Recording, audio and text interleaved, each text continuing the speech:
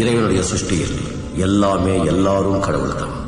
நான் கடவுள்னு எனக்கு தெரியும், நீ கடவுள்னு உனக்கு தெரியாது. தெரிஞ்சுக்கணும்னா உடம்பு நான் இல்லை, மனசு நான் இல்லைங்கிறத உணர்ந்து ஆசைகள் பயங்களை துறந்தால் நீயும் கடவுளை உணரலாம்.